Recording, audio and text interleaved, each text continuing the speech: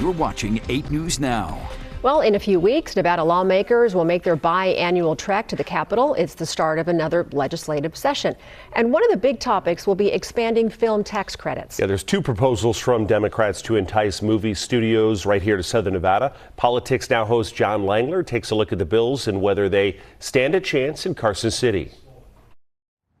So we're coming out on the back end of the studio site. You can tell David O'Reilly has done this tour before. That's why we're doing this. After all, the CEO of Howard Hughes Corporation says it was his idea to bring a big movie studio to Las Vegas. It came together in 2 weeks. It was during the 2023 legislative session. Back then, it was a simple and enormous plan.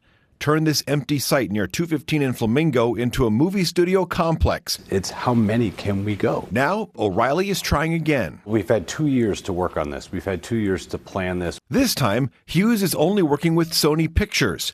Assemblymember Sandra Haudegui is backing a measure to increase film tax credits to around $80 million a year. Las Vegas is the entertainment capital of the world, and it's the perfect place for this to happen. Tony Vinciquerra is the chairman of Sony Pictures. We're not looking for handouts. We're looking for tax incentives on money that we've already spent in the state of Nevada. Hughes Corporation believes Sony Pictures Studios will be part of a larger development. The planned investment, $1.8 billion. Why do you need tax credits? Sony has the opportunity to film anywhere in the world, and they're going to film their movies where there are tax credits. Unlike 2023, there are 2 film tax credit expansions being proposed right now. In the Assembly's version, Sony Pictures would have to spend $500 million to build studios and $100 million more on a film just to qualify for the credits. The Senate's version is wrapped around Warner Brothers. It's looking for about $100 million in film tax credits per year for 15 years. But in exchange, it wants to build a bigger studio complex in the Southwest Valley. I just see so much possibility for our state. State Senator Roberta Lang was involved in the first film tax credit expansion effort in 2023. Right now, she's backing the Warner Brothers proposal. It wants to spend $500 million a year on projects in the Valley.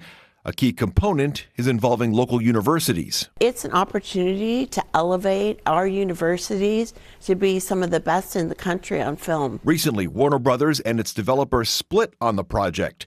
Senator Lang says the studio is still committed to Southern Nevada. Efforts to speak with Warner Brothers over several weeks were unsuccessful. That's why we're doing this. It's unlikely both bills will pass.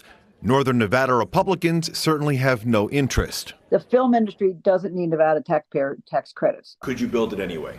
Might you build it anyway? It wouldn't make sense. Soon, lawmakers will have to decide if these incentives make sense for Nevada.